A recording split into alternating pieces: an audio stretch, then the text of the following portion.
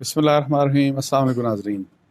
मरी में बर्फ़बारी की वजह से और जो 3 4 5 दिन लगातार बर्फ़बारी होती रही, उसकी वजह से एक एमरजेंसी की सिचुएशन पैदा हो चुकी है। और ऑलरेडी आपको पता है कि ये तो अनाउंस हो गया कि तकरीबन 15 से 20 जो टूरिस्ट थे बेचारे, वो जो मुख्तलिफ़ जगह में फंसे हुए थे अपनी गाड़ियों में, रात को वो ठंड की वजह से या जो उन्होंने हीटर चलाए और उनके ज़ाहिर है गाड़ी के शीशे बंद थे। मेरा ख्याल है कि मेजर रीज़न ये वाला था। तो एनी हाउ उन बेचारों की डेथ कॉज हो गई। और अनफॉर्चुनेटली जो लोग सैर के लिए गए थे, जो लोग इसलिए गए थे कि चलें हम थोड़ा सा आउटिंग कर लेंगे और बर्फ़ के मज़े ले लेंगे, लेकिन बर्फ़ का ये वाला जो एस्पेक्ट है कि जी अगर खुदा न खास्ता आप बर्फ़बारी में फंस जाते हैं और फिर अगर आपको टाइमली आपको वहाँ से निकलने का मौका नहीं मिलता, कोई रेस्क्यू का आपको रास्ता नज़र नहीं आता, तो ये फिर एक बहुत बड़ी मतलब अलमिया बन जाता है। और अनफॉर्चुनेटली इस वक्त बड़े इसी किस्म के हालात हैं मरी में। और मेरी दुआ है कि ये जो डेथ टोल है ये इससे ज़्यादा ना बढ़े। और और मेरी ख्वाहिश है कि अल्लाह ताला करम करे जो जो भी लोग वहाँ पे हैं, लोकल्स मरी के जो टूरिस्ट हैं उनके ऊपर, कि जी और उनके वापसी का जो टूरिस्ट हैं उनकी सेफ़ और सिक्योर वापसी का जल्दी से कोई सामान पैदा हो। फ़ौज को ऑलरेडी वहाँ पे बुला लिया गया है। बाकी भी जो पुलिस इंतज़ामिया, इवन लोकल भी वहाँ पे अब इन्वॉल्व हैं कि लोगों को मदद की जाए और वहाँ से उन लोगों को बाहर निकाला जाए सेफ़ एंड सिक्योर।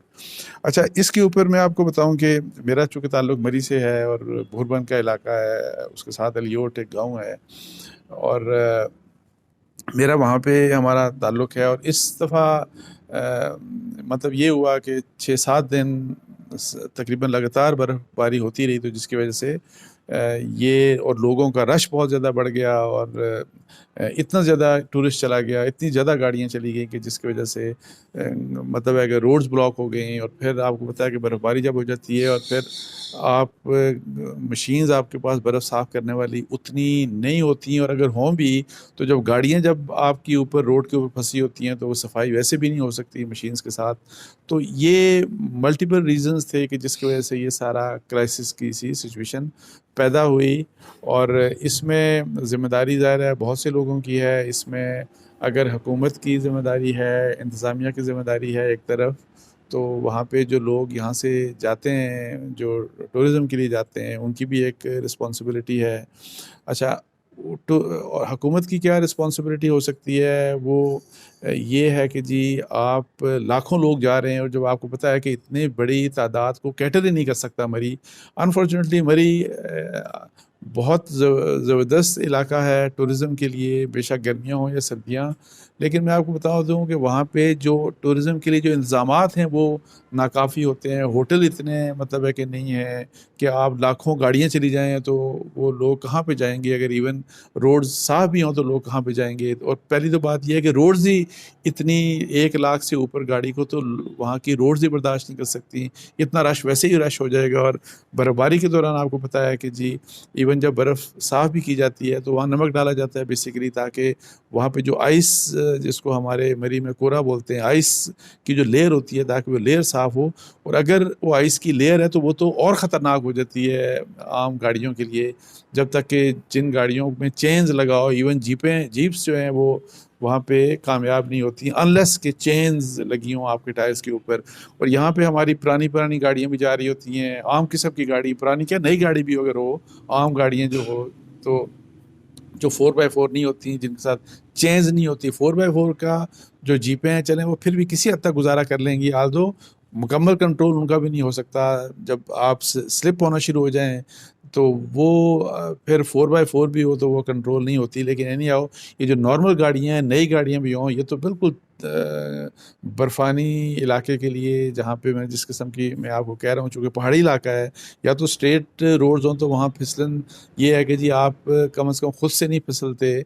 तो जहाँ पे अगर आप स्टीप चढ़ाई पे जा रहे हैं, आप नीचे उतर रहे हैं, अगर इस किस्म का है तो वहाँ तो आपके बस में, तो ड्राइवर के बस में ही कुछ नहीं रहता। और इसीलिए हादसात भी होते हैं। एक दो में वीडियोज़ देख रहा था कि जो कुछ गाड़ियाँ गिरी हुई हैं, मतलब नीचे गिर गई जाके। तो अब आई डोंट नो कि जी उसमें कैजुअलिटी किस किस्म की हुई।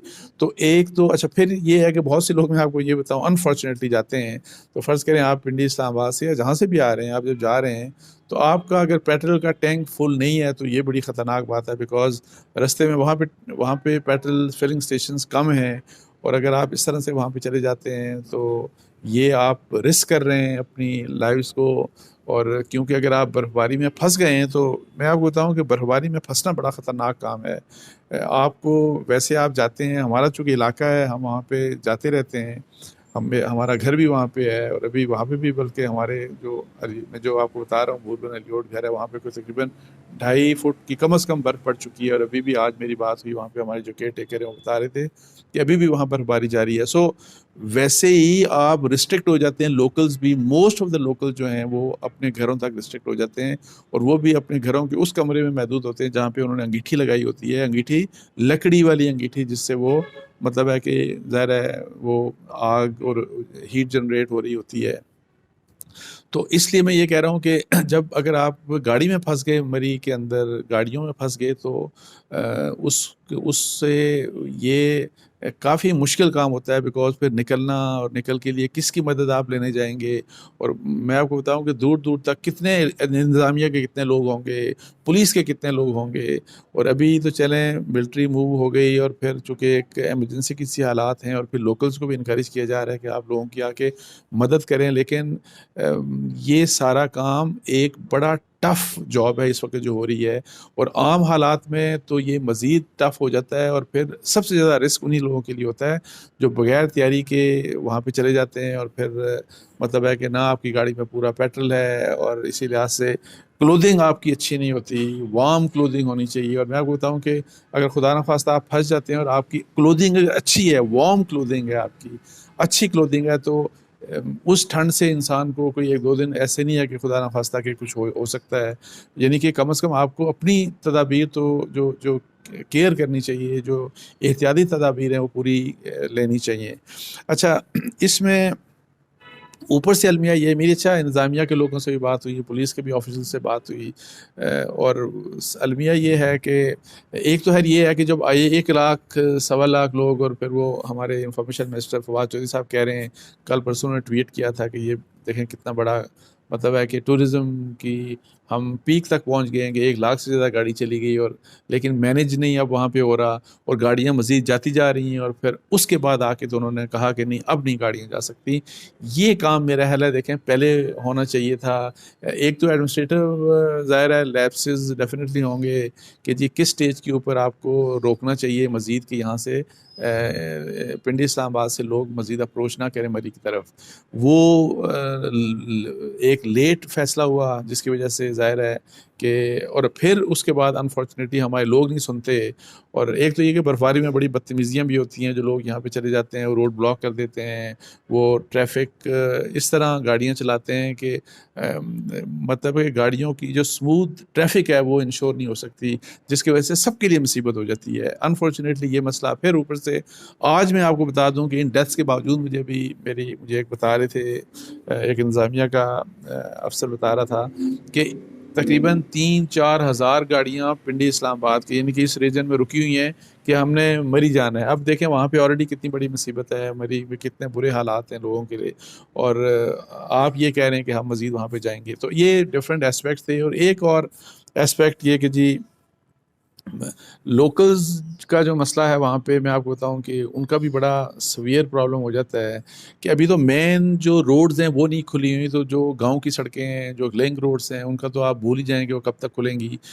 अच्छा, जब बर्फ़बारी होती है तो जनरली मैं आपको बताऊं कि जो पैसे वाले लोग होते हैं, जो अफोर्ड कर सकते हैं, वो पिंडी इस्लामाबाद और डिफरेंट रीजन्स में मूव कर जाते हैं कि जी सर्दियाँ हम यहाँ पे, सर्दियों के 1-2 महीनों के लिए, 2-3 महीनों के लिए वो यहाँ पे आ जाते हैं। कुछ लोग खैर वहाँ भी ऑप्ट करते हैं, रहते हैं, जिनके कारोबार होते हैं, लेकिन जनरली लोग यहाँ पे आ जाते हैं। लेकिन ज़्यादातर तादाद जिस तरह चौकीदार होते हैं, जिस तरह और गरीब लोग होते हैं जो अफोर्ड नहीं कर सकते, जो लोअर मिडिल क्लास के, तो वो वहीं पे रहते हैं।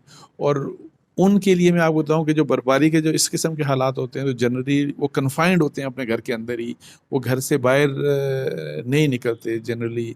वो चूँकि मजदूरी नहीं कर सकते, वो कोई और काम काज नहीं कर सकते, तो मोस्टली जो लोकल्स होते हैं वो बर्फबारी के दौरान जब बर्फबारी हो रही होती है जिन दिनों में, तो वो अपने घरों में उनके उनके लिए अपने लिए वो राशन इतना ज़रूर रखते हैं कि वो कम से कम अगर फ़र्ज़ करें 5 6 7 8 10 दिन वो घर के अंदर रहते हैं तो उनका राशन जो है वो ताकि उनके पास मौजूद हो खाने पीने की चीज़ें। अच्छा, अब ये है कि ऐसे जब हालात होंगे तो वो बेचारे खुद एक निकल के कैसे बाहर सड़क तक पहुंचेंगे, मेन रोड तक पहुंचेंगे और जो टूरिस्ट होते हैं उनकी मदद करेंगे। लेकिन एनी हाउ मैं फिर भी जो लोकल्स हैं उनसे दरख्वास्त करूंगा कि जितना पॉसिबल हो जो जी पहुंच सकता है, जिस तरह से भी आप लोगों को खाना दें, आप लोगों को कंबल दें, आप लोगों को और सहूलत की चीज़ें दें, जो भी फंसे हुए हैं लोग मुख्तलिफ जगहों पे। अच्छा, इसके साथ साथ एक आखिर में एक मैं ये करूँगा कि मुझे अभी इत्तला ये भी मिली है कि बहुत सी जो सोशल वेलफेयर की ऑर्गेनाइजेशंस हैं वो भी उन्होंने भी मतलब है कि वहाँ पे जाके तो लोगों की मदद करना चाह रहे हैं, तो उस उनको फैसिलिटेट किया जाना चाहिए इंतज़ामिया की तरफ से और आम लोगों की तरफ से। तो इसके साथ ही मुझे इजाज़त दीजिए जी, जज़ाकल्लाह, अस्सलाम वालेकुम।